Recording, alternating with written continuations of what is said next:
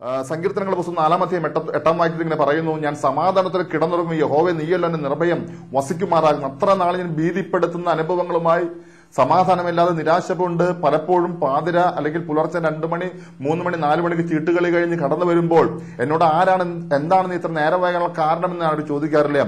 അതിന്റെ കാരണം എത്രയായിരുന്നു? എന്റെ സമാധാനമില്ലായിരുന്നു. തുടർന്ന് ദൈവത്തിന്റെ വചനമാകുന്ന ബൈബിൾ വായിക്കണമെന്ന് അടുത്ത ദിവസം പ്രഭാതത്തിൽ എഴുന്നേറ്റപ്പോൾ, ഞാൻ ചെയിൻ സ്മോക്കറായിരുന്നു. ആദ്യം തന്നെ രാവിലെ എഴുന്നേറ്റ് കഴിഞ്ഞ് മുഖം കഴുകി ബാത്റൂമിൽ പോയി വന്നു കഴിഞ്ഞ ഒരു സിഗരറ്റോ ബീഡി വലിച്ചതിന് ശേഷമായിരിക്കും എന്റെ പ്രഭാത കർമ്മങ്ങൾ ആരംഭിക്കുക. എന്നാൽ ഞാൻ പറയട്ടെ, ആ ദിവസം എഴുന്നേറ്റപ്പോൾ എനിക്ക് പുകവലിയോട് താല്പര്യമില്ല, മറ്റുള്ള പ്രവൃത്തിയോട് താല്പര്യമില്ല. ഏതൊരു പുതിയൊരു അവസ്ഥയിലാണ് ഞാൻ സഞ്ചരിക്കുന്നത്, എന്താണെന്ന് എനിക്കറിയില്ല.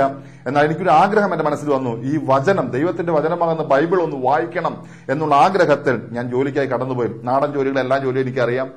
അന്ന് ഞാൻ പണിയെടുക്കുമ്പോൾ കിണർ കുഴിച്ചുകൊണ്ടിരിക്കുന്ന പണിയായിരുന്നു എനിക്ക്. ആ സമയത്ത് എന്റെ കൂടെ ഒരു ഹെൽപ്പർ പയ്യനുണ്ടായിരുന്നു. അവൻ എന്നോട് പറഞ്ഞു, താഴെ ഇറങ്ങി പറഞ്ഞു, ചേട്ടാ സിഗരറ്റ് ഇതാന്ന് പറഞ്ഞ് എനിക്കൊരു സിഗരറ്റ് തന്നു. ഞാൻ പറഞ്ഞു, വേണ്ട ബെന്നി, ഞാൻ സിഗരറ്റ് വരെ നിർത്തി. അവൻ ഇന്നും വലിച്ചുകൊണ്ട് നടക്കാം. പക്ഷേ ഇന്ന് അവനെന്നെ കാണുമ്പോൾ ലജ്ജയാണ്. പക്ഷെ ഞാൻ പറയട്ടെ, അന്ന് കൃപയാൽ, അന്ന് രാത്രി 1991 ഫെബ്രുവരി മാസം 27-ാം തീയതി രാത്രി ഞാൻ ഉപേക്ഷിച്ച സിഗരറ്റ് ഇന്ന് വരെ എടുക്കുവാൻ എനിക്ക് ഇടവന്നിട്ടില്ല. കാരണം ക്രിസ്തു എന്നിൽ നിന്ന് ആ സ്വഭാവം എടുത്തു മാറ്റി. ദൈവത്തിന്റെ വചനമാകുന്ന ബൈബിൾ ഇങ്ങനെ പറയുന്നു, ഒരുത്തൻ ക്രിസ്തുവിലായാൽ അവൻ പുതിയ സൃഷ്ടിയാകുന്നു, പഴയത് കഴിഞ്ഞ് സകലവും പുതിയതാക്കി തീർക്കുന്ന കർത്താവ്. അന്ന് രാത്രി എന്റെ നിന്നുള്ള സ്വഭാവങ്ങൾ, പാപ സ്വഭാവങ്ങൾ കർത്താവ് എടുത്തു മാറ്റി ഒരു പുതിയ മനുഷ്യനായി ജീവിക്കാൻ എനിക്ക് ദൈവം കൃപ തന്നു. തുടർന്ന് കർത്താവിന്റെ ദാസന്മാരെ പരിചയപ്പെടുവാൻ ദൈവം എനിക്ക് അവസരം തന്നു. എന്റെ അമ്മയുടെ സഹോദരന്റെ ഇടയ്ക്ക് വരുന്ന പാസ്റ്റേഴ്സുമായി ദൈവത്തിന്റെ വചനത്തിൽ കൂടെ സംസാരിക്കാൻ അനേക സംശയങ്ങൾ. ഞാൻ റോമൻ കത്തോലിക്ക കുടുംബത്തിൽ ജനിച്ചു വളർത്തപ്പെട്ടതായതുകൊണ്ട് ഞങ്ങൾ അനുഷ്ഠിച്ചു വരുന്ന പെരുന്നാള്, ക്രിസ്തുമസ്, ഈസ്റ്റർ, ഈ കാര്യങ്ങളൊക്കെയും അദ്ദേഹത്തോട് ഞാൻ അവരോട് ചോദിക്കുകയും തിരുവെഴുത്തിനെ അടിസ്ഥാനമാക്കി സത്യങ്ങൾ അവരെനിക്ക് വെളിപ്പെടുത്തി തന്നപ്പോൾ ഇതിനകത്ത് സത്യമുണ്ടെന്ന് മനസ്സിലാക്കി ആ സത്യത്തിന് വേണ്ടി എന്നെ ഞാൻ ഏൽപ്പിച്ചു കൊടുക്കുവാൻ തീരുമാനമെടുത്തു. ദൈവത്തിന്റെ വചനം കൂടുതൽ വായിക്കണമെന്നുള്ള താല്പര്യം എന്റെ ഹൃദയത്തിൽ ലഭിച്ചു. ആ സമയങ്ങൾ വളരെ ദൈവവചനം വായിക്കുവാനും ഇതിലെ ആത്മീയ സത്യങ്ങൾ മനസ്സിലാക്കുവാൻ ഇടവന്നു. എന്റെ ഭാര്യ ആ സമയത്ത് പിണങ്ങി തന്റെ ഭവനത്തിലായിരുന്നു. ആ ഭാര്യയുടെ അടുക്കൽ ഒരു ദിവസം ചെന്നപ്പോൾ ഈ വിശുദ്ധ വേദപുസ്തകം ഉണ്ടായിരുന്ന അവിടെ ആ ഭാര്യ വീട്ടിൽ വെച്ച് പലപ്പോഴും വേദപുസ്തകം തുറന്നു വായിക്കുമായിരുന്നു. അവർ പോട്ടാശ്രമത്തിലൊക്കെ പോകുന്നവരാ. പക്ഷേ ഞാൻ എന്റെ ജീവിതത്തിൽ പല മാറ്റങ്ങൾ അവർ കാണാൻ തുടങ്ങിയപ്പോൾ, ഞാൻ സാധാരണ കുളി കഴിഞ്ഞ സിഗരറ്റൊക്കെ വലിച്ച് പുറത്തോട്ട് പോകുന്ന ആള് ഇപ്പോൾ പണി കഴിഞ്ഞ് വീട്ടിൽ വന്നു കഴിഞ്ഞ് പുറത്തോട്ടൊന്നും പോകുന്നില്ല, മുറി അടച്ച് എന്തോ ചെയ്യുന്നുള്ള ധാരണയിൽ ഇവര്. ഞാൻ പോയതിനു ശേഷം എന്റെ മുറി പരിശോധിച്ചപ്പോൾ അവർക്ക് വേദപുസ്തകം കണ്ടു കിട്ടിയെന്ന് വിചാരിക്കുന്നു. അടുത്ത ദിവസം വൈകുന്നേരം ജോലി കഴിഞ്ഞ് വന്ന് കുളി കഴിഞ്ഞ് എന്റെ മുറിക്കകത്ത് കയറി കഴിയപ്പോൾ എന്റെ ഭാര്യ വാതിക്കൽ പ്രത്യക്ഷപ്പെട്ട് ചോദിച്ചു, എന്ത് ചെയ്യാന്ന് ചോദിച്ചു. ഞാൻ പറഞ്ഞു, ബൈബിൾ വായിക്കാന്ന്. ഇത് ബൈബിളോ? ഇത് പെന്തക്കോസുകാരുടെ പുസ്തകമല്ലെന്ന് ചോദിച്ചു. ഞാൻ പറഞ്ഞല്ല, ഇത് ബൈബിളാണ്. അങ്ങനെ ഒത്തിരി തർക്കങ്ങളും പ്രതികൂലങ്ങളൊക്കെ കടന്നുകൊണ്ട് അവർ പറഞ്ഞു, ഇനി മുതൽ നിങ്ങൾ ഈ ഭവനത്തിലേക്ക് വരേണ്ട, എനിക്ക് നിങ്ങളെ ആവശ്യമില്ല, നിങ്ങൾ മതം മാറി വേറെ വിവാഹം കഴിക്കാൻ പോകണമെന്നത്. ഞാൻ പറഞ്ഞു, അല്ല മോളി, എന്റെ ഭാര്യയുടെ പേര് മോളി എന്നാണ്. അല്ല മോളി, ഞാൻ ദൈവത്തിന്റെ വചനമാകുന്ന ബൈബിൾ വായിച്ചപ്പോൾ ഇതിൽ സത്യങ്ങൾ എനിക്ക് മനസ്സിലായി. ഞാൻ മദ്യപാനം ഉപേക്ഷിച്ചു, പുകവലി ഉപേക്ഷിച്ചു, ആകാത്ത വാക്കുകളെല്ലാം ഉപേക്ഷിച്ചു, ഒരു നല്ല മനുഷ്യനായി ജീവിക്കാൻ ഞാൻ ആഗ്രഹിക്കുന്നു പറഞ്ഞപ്പോൾ അവർക്കത് മനസ്സിലാക്കാൻ സാധിച്ചില്ല. അത് അവരുടെ കുറ്റം കൊണ്ടല്ല. കാരണം തിരുവെഴുത്തുകളെയും ദൈവശക്തിയെയും ഇന്ന് അഭിമാനിക്കുന്ന പല ക്രിസ്ത്യാനികൾക്കും അറിയില്ല. അതാണ് അതിന്റെ യാഥാർത്ഥ്യം. ഈ തിരുവെഴുത്ത് മനസ്സിലാക്കി വന്നപ്പോൾ ഞാൻ എന്നെ ഭവനത്തിൽ നിന്ന് ഇറക്കി വിട്ടു. എന്നോട് പറഞ്ഞു, നിന്നെ ഞങ്ങൾ പള്ളിയിൽ കൊണ്ട് വിസ്തരിക്കും, മെത്രാനെ വരുത്തി വിസ്തരിക്കും. ഞാൻ പറഞ്ഞു, കുഴപ്പമില്ല, ആരൊക്കെ വന്നാലും ഈ ദൈവത്തിന്റെ വചനവുമായി ഞാനോട് സംസാരിച്ചോളാം എന്ന് പറഞ്ഞു. അങ്ങനെ ആ മടക്കയാത്രയിൽ ഞാൻ പറഞ്ഞ് ചിന്തിച്ചു, ദൈവമേ, എന്തുകൊണ്ടാണ് എന്റെ ജീവിതത്തിൽ ഈ പ്രതികൂലം? അങ്ങയെ സ്നേഹിക്കുമ്പോൾ എല്ലാവരും എന്നെ സ്നേഹിക്കല്ലേ വേണ്ടത്? ദൈവജനം പറയുന്നു ദൈവ സ്നേഹമാകണമെന്ന് പറയുന്നു. പക്ഷെ പ്രിയമുള്ളവരെ, ആ വഴിയാത്രയിൽ ഞാനങ്ങനെ ചിന്തിച്ചുകൊണ്ട് എന്റെ ഭവനത്തിലേക്ക് കടന്നു ചെന്നു. ആ ഭവനത്തിൽ നിന്ന് ചിന്തിച്ചു കൊണ്ടിരുന്നപ്പോൾ എനിക്ക് വേദഭാഗങ്ങൾ എവിടെയാണെന്ന് എനിക്ക് അറിയത്തില്ല. പക്ഷെ അന്ന് എന്റെ ഹൃദയത്തിലേക്ക് പെട്ടെന്ന് ദൈവത്തിന്റെ ആത്മാവ് ഒരു പ്രകാശം ഇങ്ങനെ തന്നു. മത്തായിയുടെ സുവിശേഷം 7:13-14 എടുത്ത് വായിക്കുവാൻ.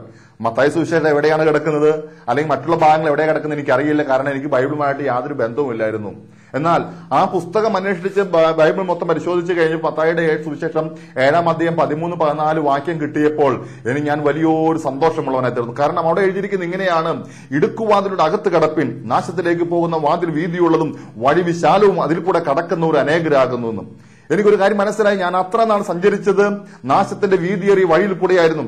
പലരും എന്റെ മദ്യപാനത്തിൽ തന്നെ മദ്യപിക്കരുതെന്ന് പറയും, ചീട്ട് കളിക്കരുതെന്ന് പറയും, തെറി വിളിക്കരുതെന്ന് പറയും, ഇങ്ങനെയൊക്കെ പറയാറുണ്ടെങ്കിലും യാഥാർത്ഥ്യ സത്യങ്ങൾ എനിക്ക് മനസ്സിലാക്കി തരാറില്ലായിരുന്നു.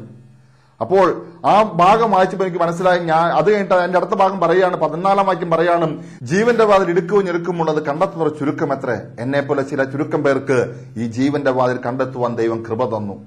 അതുകൊണ്ട് ആ വാക്യം വായിച്ചപ്പോൾ മറ്റാരും വെളിപ്പെടുത്തി തരാതെ തന്നെ ഞങ്ങൾ ഉപയോഗിക്കുന്ന സത്യവേദ പുസ്തകം സാധാരണ ക്രിസ്ത്യാനികളുടെ കയ്യിലേക്ക് എടുത്തവർക്ക് മനസ്സിലാകത്തില്ല. എന്നാൽ ആ ഇത്രയും കട്ടിയേറിയ പഴയ ലിപിയായിരിക്കുന്ന ആ ബൈബിളിൽ ആ വാക്യം വായിച്ചപ്പോൾ എനിക്ക് മനസ്സിലായി ഞാൻ തെരഞ്ഞെടുത്ത പാത ശരിയുടെ പാതയാണ്, അതുകൊണ്ടാണ് എനിക്ക് ഈ പ്രതികൂലം. എന്റെ ഭാര്യ എന്നെ ഉപേക്ഷിക്കുമെന്ന് പറഞ്ഞപ്പോൾ ഞാൻ കർത്താവിനോട് പറഞ്ഞു, കർത്താവേ, ആരെന്നെ ഉപേക്ഷിച്ചാലും നീ നൽകിയിരിക്കുന്ന സമാധാനം എന്നെ നഷ്ടമായി തരുവാൻ ഞാൻ ഒരിക്കലും ഇട കൊടുക്കില്ല കർത്താവ്, എനിക്ക് അങ്ങയെ വേണമെന്ന് പറഞ്ഞ് കൂടുതൽ ഉറപ്പോടെ ഞാൻ ദൈവത്തിന്റെ വചനം വായിക്കാൻ തുടങ്ങി.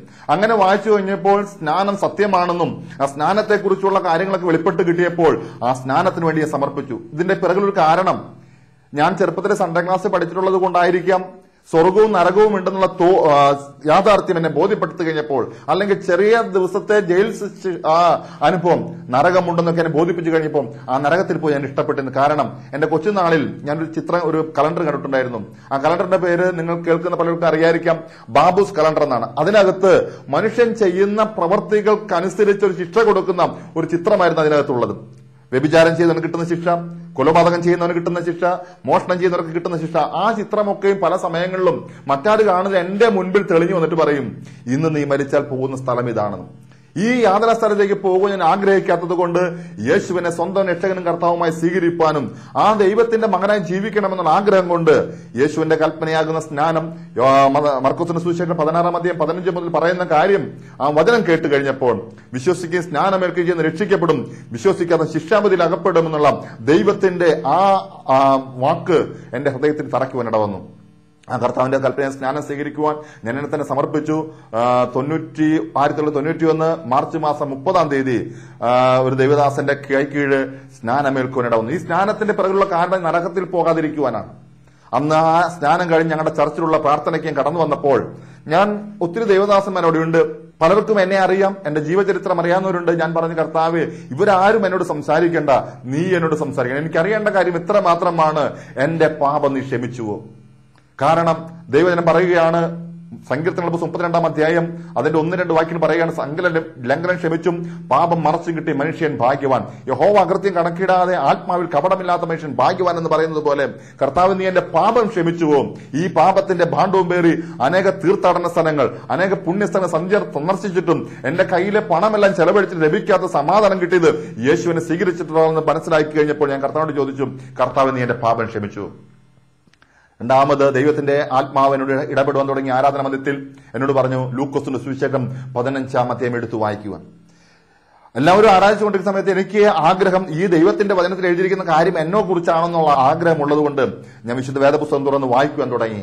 കണ്ണുനീരിൽ കുതിർന്ന കണ്ണുമായി ആ വേദപുസ്തകം പരിധി നോക്കിയപ്പോൾ 3 ഉപമയാണ് അവിടെ പറഞ്ഞിരിക്കുന്നത്.